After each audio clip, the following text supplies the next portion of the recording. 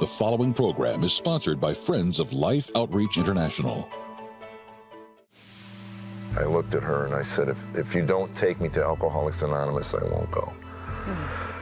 And if I don't go, I don't think we're going to make it. I knew if I drank again, I'd lose everything. With his world on the brink of collapse, comedian Jeff Allen found solace in an unexpected place. Meaningless, meaningless, all in life is meaningless. And my heart leapt. Yes, yes. It was such a deep, profound truth that I knew in my heart. Next on Life Today.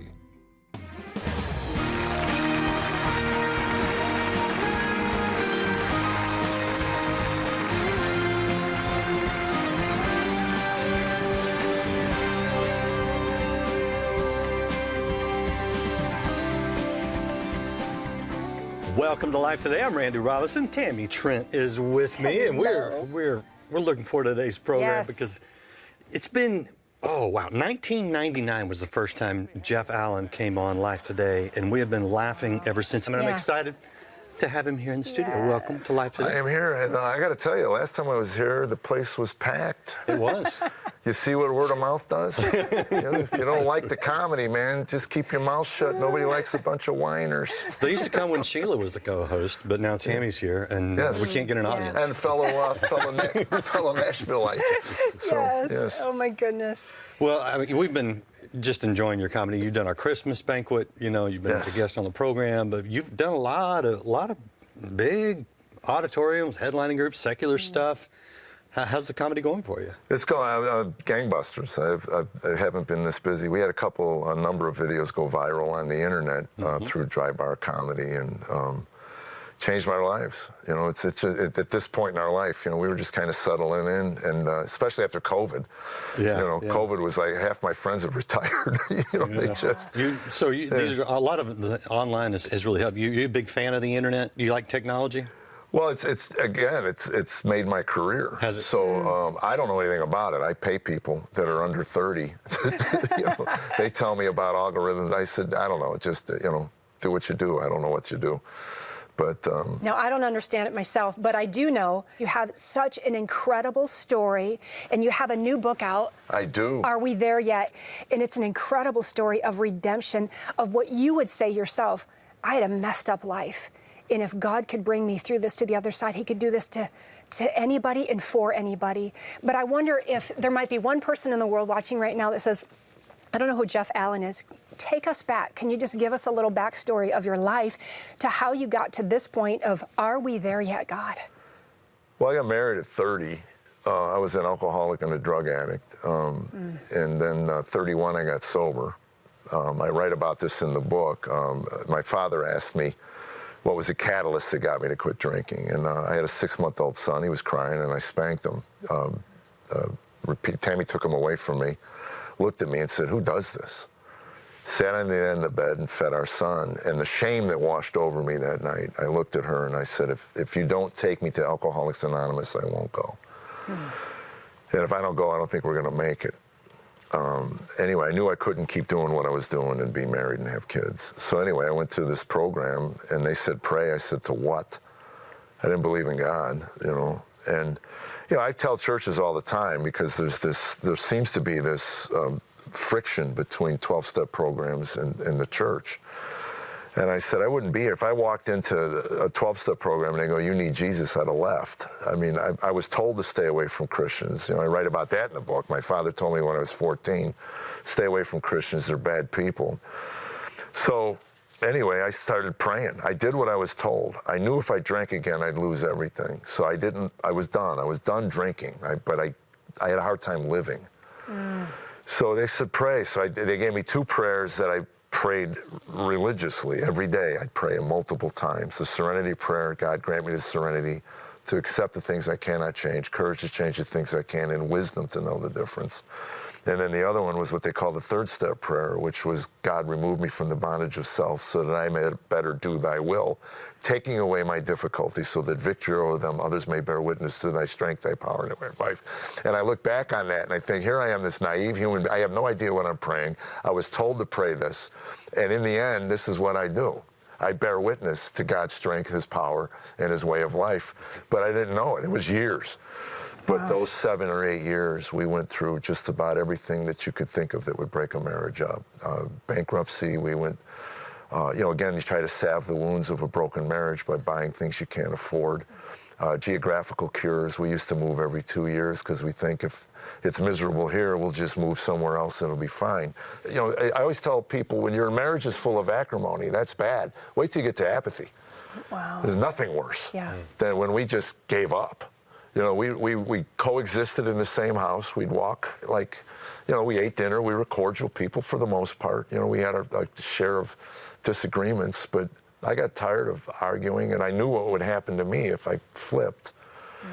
And I just was done. And Tammy would just shake me. We're losing the house, and you don't care. And I go, I don't. She goes, who says that? I go, someone who doesn't care. I mean, obviously. I mean, but you don't think I want to care? I wanted to care. I mean, I felt the weight of it. Yeah. But I didn't know why it mattered. And that was where to search for meaning and point is so relevant today. Here's my question, because you mentioned you went to rehab, AA. They talk about a higher power, right? Yeah. In sort of a generic way, but that many years go by before that higher power became a person, like Right. someone you could relate to.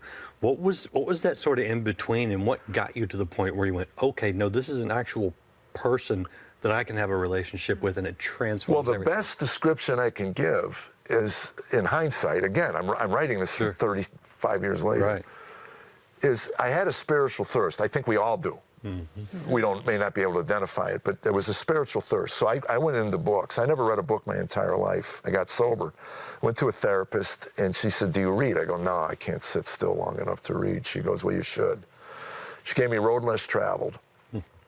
And Scott Peck's book, really good book. But I got 2 things that I still remember out of it. The opening line, life is difficult. When it can be accepted as such, it no longer is difficult. It just becomes a series of problems that need to be solved. So that made sense to me logically. I just go, okay, I have a bunch of problems. I have terrible tools in solving them, which is basically what my therapist told me. And then the second one was true love cannot exist true love doesn't exist until conflict enters a relationship. There's no such thing as a conflict-free, loving relationship. And I resonated with me because I hated conflict. So every relationship prior to my marriage, I'd flee conflict, and that was the end of it. So those are 2 things I got out of that book. And then I just became a voracious reader. I started reading Bradshaw stuff on family dynamics. So everything wasn't necessarily spiritual. It was more psychological. And then that didn't quench the thirst. I mean, it gave me knowledge, Right. but I was still miserable. Then I got into New Age, and then tried to affirm myself. And it was funny. Somebody told me, "You need to smile more." I go, "I do?" Yeah. So I tried to work on smiling in a mirror. It's funny now. I mean, you look back on it, you're this grown man standing in front of his mirror. And it was like, this is ridiculous. I'm not doing this. And then to affirm yourself, again, it goes such in the face of, you're affirmed because of the Imago Dei. Right. But I wasn't there yet. So then I started Buddhism. Then I write about this. I wanted to raise the kids Buddhist. Wow. Came home one day and I said, I'm putting the kids in a monastery. And Tammy says, over my dead body. And she says, it's finally happened. I go, what? The last screw is finally falling out of your head. Because I've been everything that quenched it, I'd bring it home and go, I think I got it, Tammy. I think I got it. Yeah. And again, God knows you intimately. Yes. Whether you acknowledge him or not, he knows you. He certainly extends common grace to the entire planet. So we are there. He's there waiting, and I would have never gone into a church to hear the gospel. So anyway, I hear about a guy who's doing comedy. He's from Texas here, goes to Denton Bible. Because of his wealth, he can get me on some really nice golf courses. So I call my agent and say, I want to work with him. Again, God knows your heart. So where are you going to hear the gospel? Well, I'm going to hear it on the golf course. And I didn't want to hear it. I didn't sign up for that. So I'm out on the golf course asking this capitalist, how do you accumulate wealth? And he said, you don't want a lot of money. I go, I don't. He goes, no, you can't handle what little you have. it'd be a burden for you. He says, besides, you can't even begin to enjoy the creation until you have a relationship with the one who created it. Wow. Yeah, and I went, wow. Wow. It sounded new agey. I said, man, that's kind of cool. Would you read it? He goes, well, the relationship's in the Bible with Jesus. And then I kind of went, you know. A couple holes went by, something else. I'm going, that's great, where'd you read it? He said, I kept bringing up the Bible. And I finally said, stop it with the Bible. He goes, what do you mean? I go, well, who actually reads the Bible in this day and age? I mean, the concept of God, God's word, a little archaic. He says, well, it's what's in the Bible that you don't think is true. And I go, well, you know, I'm an atheist. I'm really an atheist. I don't believe in God. I never read the Bible. He goes, then you're not really an atheist, you're a moron. You know? And it's like, you know, well, explain that, please, how I'm a moron. He goes, it's the most influential book in the history of the world. You can't even crack it open. That's lazy and moronic. That's not even intellectually curious. He said, at least crack it open, study it, read it, whatever, you know, and then come to your conclusion. But to just ignore it. Yeah. And anyway, he said, I'd like to help you out. And he signed me up for tapes from Denton Bible. And, but we had a friendship for over a year before I opened up one of those tapes. So how did God get you? Because obviously once that happened, Tammy packed up. We changed. were 10 minutes from filing divorce papers, probably 6 months before the summer she left. And we were on our way to the courthouse to file the papers to end our marriage. And she said, pull over. And we're on the side of the road talking. And I said, you're out. And she said, what do you mean? I said, we file these papers, you're done with. I said, Tammy, I love you. I really do. I'm just damaged goods. I can't stop raging. I don't know why, but you deserve better than me. She'd give me 7 years, you know. So she said, let's go home. And I said, we go home, divorce is off the table, you know. So anyway, we came home, and anyway, 6 months, she takes the kids. She says, I'm going to my parents for the whole summer. I said, I got to get away from you. You're draining me. I was always in my head. I didn't know what I wanted to do. She goes, figure out what you want to do with your adult life. We got, you know, we're losing the house. We're losing everything. Yeah. So figure it out while I'm gone. And she gathers up these tapes, you know, a whole pile of them. I've been collecting them for over a year. And she says, listen to these. So I said, leave them on the floor. So eventually I opened one up, and it was Ecclesiastes. And this was it. I mean, I'm telling you, in my living room, Phoenix, Arizona, 1996, meaningless, meaningless, all in life is meaningless. And my heart leapt. Yes, yes. It was such a deep, profound truth that I knew in my heart, nothing matters. Everything on this planet is nothing. Didn't matter how much money I made, didn't matter, you know. And then he went on to say, you know, in Ecclesiastes 1, your eyes never get enough of seeing, the ears never get enough of hearing. And I'm looking at a video library that's got 5 shelves of videos. I'm looking at my audio library. By then it was all cassettes and stuff, and I'm going, that's true. We buy things, they wear out, we take them to the landfill. If I'm lucky, I get a sitcom or a movie deal. We buy nice things, but they all wear out, we take them to the landfill. I'm going, it's right, this is true. And if this is true, there has to be other, I don't know if there's another chapter in the Bible that would have captured me like that did at that moment. And I ripped open every envelope and looking for more Ecclesiastes tapes.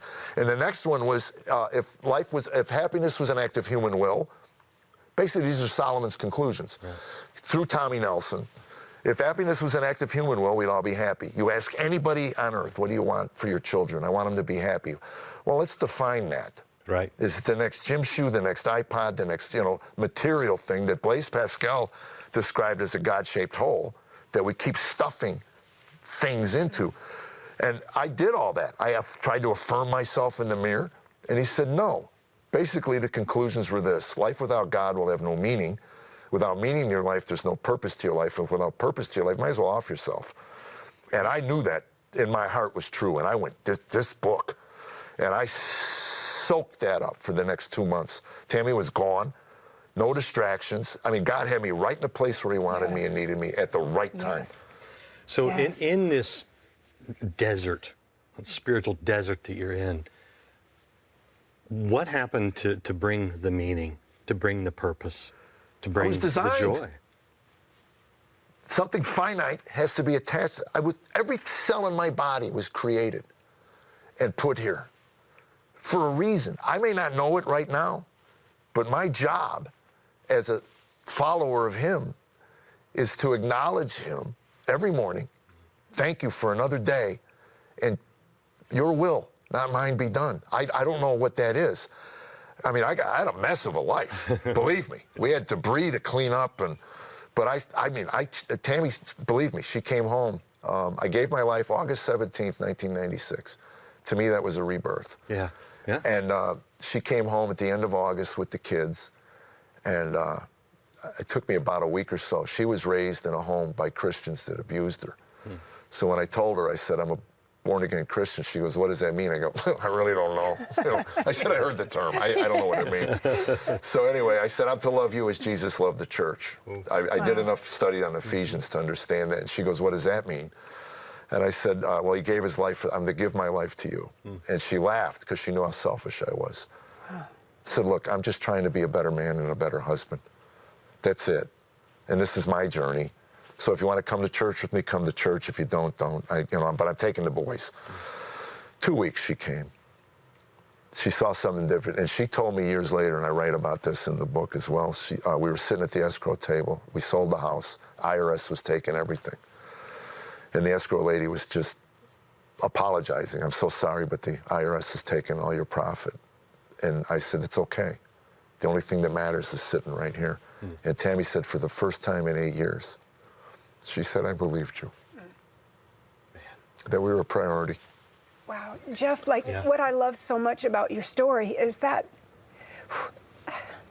God met you right where you were. Yes.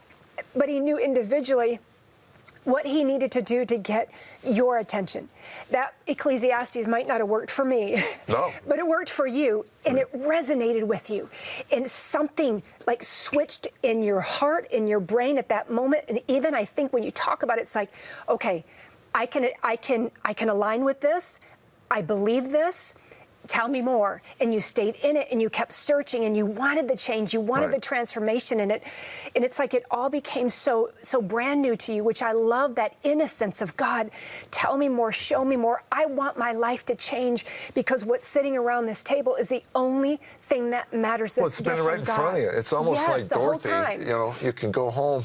You always had the ability to go home. Yes. The value was here. Yeah. And I just kept looking.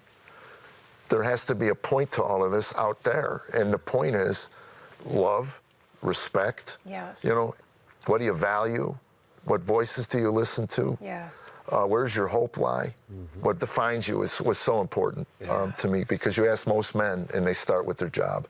It's true. And what defines me today is I'm a child of his, and then I'm Tammy's husband, and I'm a father to Aaron and Ryan, grandfather to Evelyn and Vivian. Yes. How beautiful is that? Oh, my goodness. And then I'm a comedian. I am funny. You are funny, Jeff. But you found who you are, and only in Christ. You looked everywhere else. Absolutely. And again, those 7 or 8 years, that verse would not have resonated without the previous. And again, I'd love to have had a road to Damascus moment where I wake up one day and boom, it's there. I mean, I've heard those stories. For me, it was a 7 or 8. And if God had sat me down when I walked in, and he said, here's what I'm going to put you through for the next 8 years. But at the end of this, you're going to know my son. You're going to know a peace. And, I wouldn't have signed on. So this is why he doesn't tell us his plans. Exactly. And again, it was all self-inflicted. Everything in that book was self-inflicted. I didn't want to blame anybody. I'm not a victim.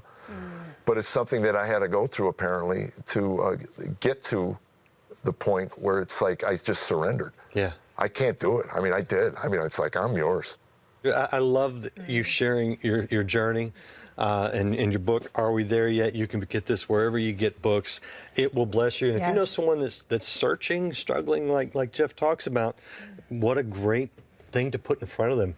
Send them some comedy and then say, you got to read his book. And Jeff, thank you for being so honest and open. There are so many ways for us to reach out and express God's love to people, to a world that is dying and that needs a real experience with God, like Jeff talked about. And you know what? We've got an opportunity where people are literally hungry. And now we can reach into their lives and give them not just food for their body, but food for their soul. Watch this. All there is the dry, burnt-out remnants of the last crops that were here. The dry soil that is testament to the fact that nothing can grow here. Veronica's brought her child here to this screening clinic here in the Cobol area of Angola today. And you can see, I don't have to describe the condition of this child. You can see that this child is suffering. But you know, the reality is it's not just a lack of crops. It's not just dry, parched soil.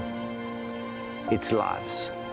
Lives that are being stolen by the lack of food. Not a war, not some human-made crisis. Simply the fact that there isn't enough rainfall to grow crops to feed their children. And that is what's stealing their lives. This child is suffering from severe malnutrition. Why? Because there is no food at home. Literal starvation. Children in these areas that have been starving to death. Children dying of malnutrition. Many parents telling us, we don't know what to do, we don't know where to turn, we've done everything we can do, but we can't feed our children. For 5 years, there has been a drought in this country that has meant that mothers like Veronica are not able to grow food for their children, are not able to provide what their children need. And you can see that this child, Samuel, is just a representation of more than 250 children that are here today. 250 mothers that have brought their child saying, please, help me save my child's life. The solution is food. The solution is expressing God's heart and extending His hands. And I'm asking you to do that today. Please give that gift. Give the gift of food. Give the gift of life. They've done everything they can do, but they can't feed their children. But I want to help. I want to be the one to help. And I want to ask you if you would consider helping as well. They're doing everything they can do, but they need help. So I know you hear us often, every day, talk about the need out there and asking you to help join with us and make a difference in the lives of these children. I hope you don't grow weary. I hope it's not hard to keep hearing the stories, and especially for those people over there in those countries that are hurting so desperately, that are asking for help. I hope we think about them in this season, in this moment, to know that we could be a difference. Randy, there's something simple that we can do. We've seen it. We've been there as we've traveled. We know that bowl is filled with life. Yeah. Every time we give this to a child and fill it up, it changes their life. And I know that we want to stop them from going into a malnutrition clinic. Right. And we've been there too. And right. I hold this because I'm thinking, I have been with children that have been even tinier, their wrists than that. So I know we want to stop that. There's a way we can do that together. And I know that you've been a part of that too. Yeah, it's the success of the mission feeding outreach. I mean, literally 350,000 children every day get a bowl of food because of your love. Now, let me explain how it works. The way we have people on the ground, systems in place, and a track record of doing this so that we're able to get food to people. Your gift today of $30 will actually help feed 3 children for the next 3 months. Your gift of $100 would help feed 10 children for the next 3 months. So it really is that easy. Many of you could give $1,000, $5,000, $10,000, whatever God has enabled you to do. I just ask you to take a moment and say, God, what would you have me do to share your love? Now, you can get into the complexities of the various situations where we feed, but the bottom line for me is, regardless of the reasons why someone is in that situation where they can no longer feed their children, the response is what's critical in my mind. Because we serve a God who says, don't forget the poor. Yes. When you see someone in need, don't withhold good when it's in your power to do something good. So for me, the world is a mess.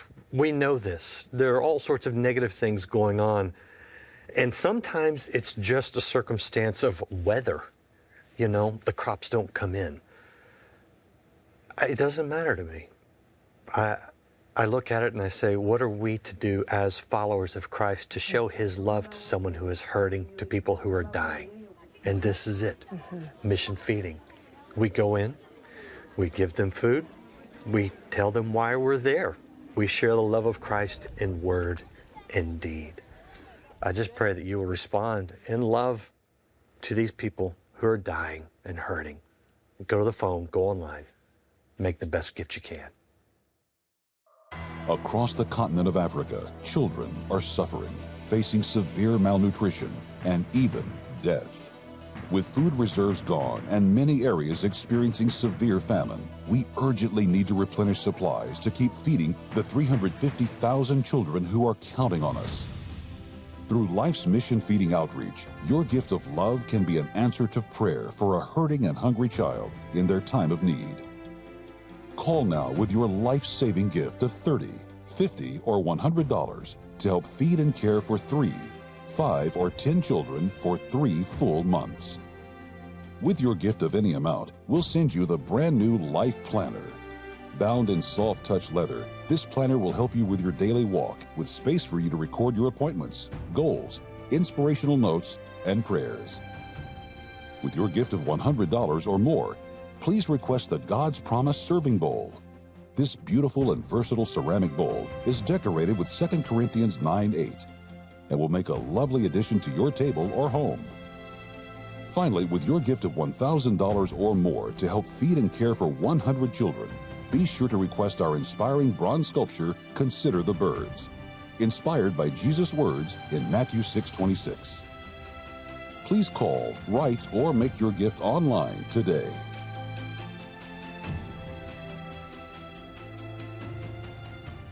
I hope you are going online or going to the phone. Make the best gift you can. You can make a difference. You can help save lives. And for your own entertainment, I would highly recommend JeffAllenComedy.com. Yes. People can connect to your social media, see your calendar, all that fun stuff. Pick up the book. Are we there yet?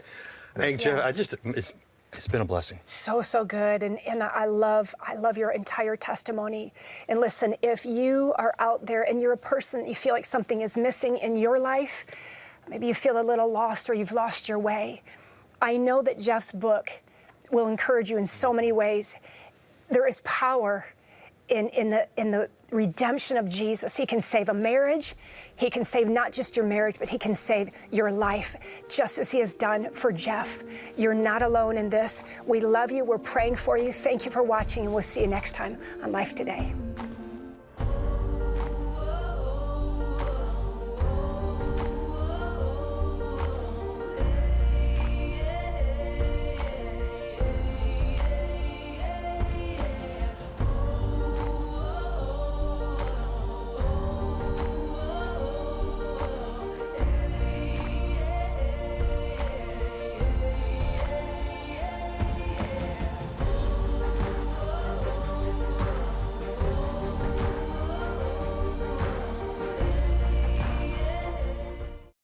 I was on my knees in a pool of blood in the bathroom floor, and I met him.